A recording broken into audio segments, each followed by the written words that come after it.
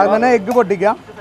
എഗ്ഗിൽ കുറച്ച് ഉപ്പിട്ടു ഇത്തിരി പൊടിയിലിട്ട് പിന്നെ നമുക്ക് ഈ ചിക്കനും ചിക്കൻ്റെ പൊടിയും കൂടിയാണ്. പൊടിയും കൂടി മിക്സ് ചെയ്തിട്ടാണ് അത് മിക്സ് ചെയ്ത് അത് എഗ്ഗിലൊന്ന് മുട്ടയിലൊന്ന് അടിക്കുകയും അത് കഴിഞ്ഞിട്ട് ഒരു പൊറോട്ട നമുക്കെടുത്ത് കല്ലിലേക്ക് ഇടാം. ഇത് നമ്മളൊന്ന് അടിക്കണ്ടേ പൊറോട്ട? അടിക്കത്തിൽ തന്നെ നമുക്ക് സോഫ്റ്റ് ആവും. നമുക്ക് സോഫ്റ്റ് ആയിരിക്കും. എഗ്ഗ് ഒഴിക്കുമ്പോൾ തന്നെ അതിൻ്റെ സോഫ്റ്റ്നെസ് അടിച്ചിട്ട് പിന്നെ നമുക്ക് കൊത്തു പൊറോട്ട ആയിട്ട് വേണമെങ്കിൽ ഇത് മിക്സ് ചെയ്ത് യൂസ് ചെയ്തെടുക്കാം. ഇപ്പൊ ഒരു ഇതിങ്ങനെ എടുത്തിട്ട് നമുക്കൊരു സ്റ്റീലിന്റെ ഗ്ലാസ് അത് വെച്ച് മൂർച്ചയുള്ള ഇത് വെച്ചിട്ട് ചട്ടം വെച്ച് തന്നെ കൊത്തിയെടുക്കാം. എന്തായാലും നമുക്ക് കൊത്തിയെടുക്കാം. അപ്പൊ എന്തായാലും നമുക്ക് കൊത്തു പൊറോട്ട കഴിക്കാം. അല്ല നല്ലത്. ആയിക്കോട്ടെ, കൊത്തു പൊറോട്ട കഴിച്ചേക്കാം. എന്തായാലും അത് ഇപ്പൊ 2 സൈഡ് ഇടുവോ? 2 സൈഡ് ഇടും. കൊത്തി ഇപ്പൊ എന്തായാലും കൊത്തു പൊറോട്ട ആണെങ്കിൽ നമുക്ക് ഇങ്ങനെ കൊത്തിയെടുക്കാം. ശരിക്കും ഇത് ഇങ്ങനെ കൊത്തി പൊട്ടിക്കണല്ലേ? കൊത്തു പൊറോട്ട ശരിക്കും ചിക്കി എടുക്കണം. രണ്ട് സൈഡിലും പേസ്റ്റ് ചെയ്യണേ. അപ്പുറത്ത് നമ്മൾ ഓൾറെഡി മുട്ടയും നമ്മുടെ ചിക്കൻ വറുത്തതിന്റെ പൊടിയും സവോള എല്ലാം കൂടിയിട്ട് അങ്ങ് വെച്ചിട്ടുണ്ട്. ഇപ്പൊ ഇങ്ങനെ നമുക്കിപ്പോ സ്നാക്സ് ഇതൊക്കെ ആയിട്ട് കൊടുത്തുവിടാൻ, ഇപ്പോൾ പിള്ളേർക്ക് സ്കൂളിൽ കൊടുത്തുവിടാനൊക്കെ ആയിട്ട് അങ്ങനെയെങ്കിൽ ഇങ്ങനെ തന്നെ മതി.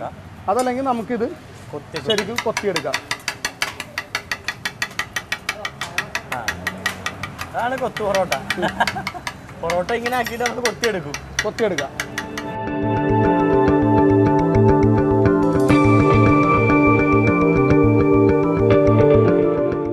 നാലാമത്തെ ബ്രദർ എന്താ ചെയ്യണം? അത് പറഞ്ഞില്ലല്ലോ. അത് എൻ്റെ മൂത്തതിൽ രണ്ടാമത്തെ ബ്രദറാണത്.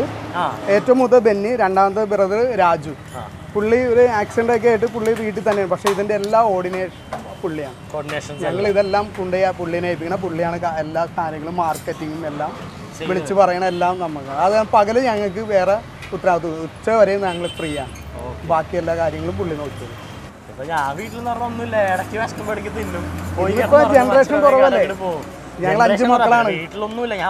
അത് 5 മക്കളാണ്. 5 പേരും ഇതിൽ പണിയെടുക്കുന്നുണ്ട്. പെങ്ങള് കല്യാണം കഴിച്ച് മാറിയെങ്കിലും അതിൽ ബാക്കി 4 പേരും ഞങ്ങളുടെ കൂടെ തന്നെ ഒരുമിച്ച് വർക്ക് ചെയ്യുന്നത്. കൊത്തു പൊറോട്ടയില് ചിക്കൻ മിക്സ് ചെയ്തിട്ടുള്ള ഇത് കൊത്തു പൊറോട്ടയാണ് ശരിക്കും. കുത്തു പൊറോട്ട എന്നുള്ള ചിക്കി എടുക്കണ. അപ്പൊ നമ്മുടെ കുത്തു പൊറോട്ട ആയി കഴിഞ്ഞു. കുത്തു പൊറോട്ട ആയി കഴിഞ്ഞു. അപ്പൊ നമുക്ക് എല്ലാം ഉണ്ടായിട്ട് എല്ലാ സാധനങ്ങളും റെഡി ആയിട്ടുണ്ട്. ചിക്കനും കൂടി കോരിയിട്ട് ഞാൻ എന്റെ കാര്യങ്ങളിലേക്ക് കിടക്കും. ചിക്കൻ ജസ്റ്റ് കോരിയിട്ട് വേഗം വന്ന് കഴിക്കാം.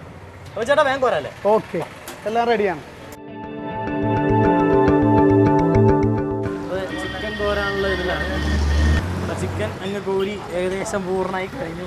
റെഡിയായി. അപ്പോൾ ചിക്കനും കോരി കഴിഞ്ഞു. അപ്പോൾ മനസ്സിലാട്ടോ, അവിടെ നിന്ന് അങ്ങ് കഴിച്ചാലോ? ആയിക്കോട്ടെ.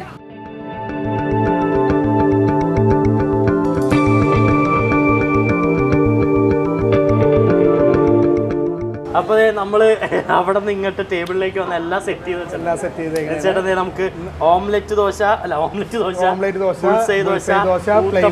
പ്ലെയിൻ ദോശ, ചിക്കൻ, നമ്മുടെ കുത്തു പൊറോട്ട ഇങ്ങോട്ട് വാ. ഇവിടെ അപ്പോ ഇത്രോ സംഭവം ഇരിക്കുമ്പോ ഞാൻ എവിടെന്നാ തുടങ്ങണ്ടേ? ചിക്കൻ തന്നെ തുടങ്ങിക്കളെ. അപ്പൊ ചേട്ടനൊപ്പം കഴിക്കല്ലേ? പിന്നെ കഴിക്കാം. ഓക്കെ, പ്ലെയിൻ ദോശയും ചിക്കനും. അങ്ങനെയാണ് നമ്മുടെ ചിക്കൻ്റെ കട്ട ചട്നി. ഒരു കാര്യം പറഞ്ഞു, അതിന്റെ എടുത്തറിയണമെങ്കിൽ ചിക്കൻ കഴിച്ചു കഴിയുമ്പോഴാണ് ആ ഉള്ളിയുടെ വെറൈറ്റി അറിയുന്നത്.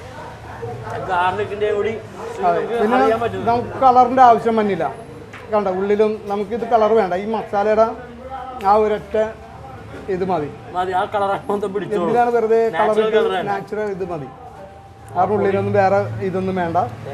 പിന്നെ പൊടിയും നമുക്ക് ശരീരത്തിന് ദോഷം വരില്ല. തേങ്ങയും ജിഞ്ചറുമാണ്.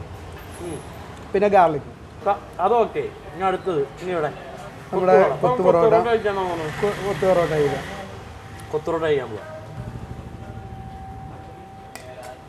നല്ല സോഫ്റ്റ് ആവാതെ ആ ഇത് വരില്ല. പിന്നെ അതിന് എന്ന് വെച്ചാൽ ആ ഉള്ളി തക്കാളി ചട്നി, മുട്ട സോഫ്റ്റ്നെസ് കൂടും. ഒരു ചെറിയ മധുരം വരും. തക്കാളി ചെറിയ പുളിപ്പും കൂടി വരും. ചിക്കൻ കഴിക്കാലോ. ഊത്തപ്പത്തിനപ്പം നമ്മൾ ഇത് കൂട്ടണ്ടല്ലോ. ഇല്ല, കുഴപ്പമില്ല. മസാലയിൽ വരെ നമ്മുടെ ചിക്കൻ കഴിക്കുന്നുണ്ട്. മസാല ദോശയും ചിക്കനും കഴിക്കും.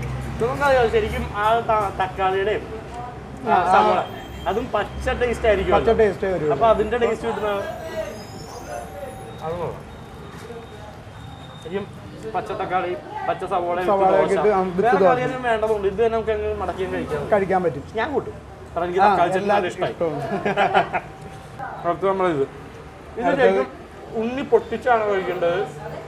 അത് ഉണ്ണി പൊട്ടി ദോശയുടെ കൂടെ തന്നെ ഇത് ചെയ്തെടുക്കാം. റോൾ ചെയ്ത് ദോശ സൈഡിൽ നിന്ന് എടുത്ത് കഴിഞ്ഞിട്ട് ഉണ്ണി അത്രയും വരും. അപ്പൊ അത് കീറി നമുക്ക് എടുത്ത് കഴിക്കാം. ഇങ്ങനെ എടുത്ത് ദോശ അതെ അതെ വട്ടമായിട്ട് എടുത്ത് കഴിക്കാം. പൊട്ടല്ലേ പൊട്ടി. അത് നമ്മൾ ചൂട് ആറണയ്ക്ക് മുമ്പ് എടുത്താൽ കിട്ടും. പാത്രത്തിൽ പിടിച്ചു പോയതാണ്. തക്കാളി വെച്ചിട്ടുണ്ട്. അതാണ് ആ ടേസ്റ്റിന്റെ വ്യത്യാസം. ശരിക്കും നമുക്ക് എല്ലാത്തിനും ടേസ്റ്റ് എടുത്ത് അറിയാൻ പറ്റുമെന്ന് ആള് നിൽക്കും. ഓരോന്നും വെറൈറ്റി ആയിട്ട് കിട്ടണം. പിന്നെ എഗ് ദോശ, അതിലിപ്പോ നമ്മൾ ഓംലേറ്റ് ദോശ, അതിലിപ്പോ ഒന്നും ആഡ് ചെയ്തിട്ടില്ല. നമ്മള് പിന്നെ ഇതിൽ നമുക്ക് എല്ലാം ആഡ് ചെയ്തിട്ടില്ല. പിന്നെ എല്ലാം നമുക്ക് ആഡ് ചെയ്യാം. ചട്നി, തക്കാളി ചട്നി ആഡ് ചെയ്യാം. പിന്നെ ഇതേപോലെ തന്നെ കോക്കനട്ട് ചട്നി എല്ലാം ആഡ് ചെയ്ത് നമുക്കത് ചെയ്യാം. പറഞ്ഞാൽ ഒന്നും വിടാൻ പറ്റില്ല. എല്ലാം കഴിക്കാം നമുക്ക്. അപ്പൊ ഇത്രയും സാധനങ്ങൾ ഇത് എല്ലാം ഉണ്ടാക്കുന്നതിന്റെ ഇടയ്ക്കും ചേട്ടൻ ഉണ്ടായി തന്നതിന് വളരെ നന്ദിയുണ്ട്. അപ്പൊ മറക്കണ്ട, സ്ഥലം പിടിയിട്ടില്ല, ഇതൊക്കെ ഉണ്ട് ഇവിടെ. ഇങ്ങോട്ട് വന്നോ കഴിച്ചോ അല്ലേ? അതെ അതെ. ശരിക്കും നമ്മള് പാലാരിവട്ടം ജംഗ്ഷൻ, അവിടെ ഒരു റൗണ്ടാണ്, നല്ലൊരു ജംഗ്ഷനാണ്. ആ ജംഗ്ഷനിൽ എറണാകുളത്തോട്ട് പോകുമ്പോ ഒരു വൺ വേ ആണത്. കുറച്ച് അങ്ങോട്ട് വരുമ്പോ റൈറ്റ് സൈഡിൽ റപ്പായിസ് എന്ന് പറഞ്ഞിട്ട് എന്നെ പോലെ ഒരു മനുഷ്യൻ റപ്പായിച്ചേന്റെ അതുപോലെ ഇങ്ങനെ നമ്മുടെ ഉരുള ഉണ്ണ ഒരു പടമൊക്കെ ഉണ്ട്. അതായത് നമ്മുടെ ബോർഡ് റപ്പായിസ് ഇഡ്ഡലി കഴിക്കുന്ന പടം.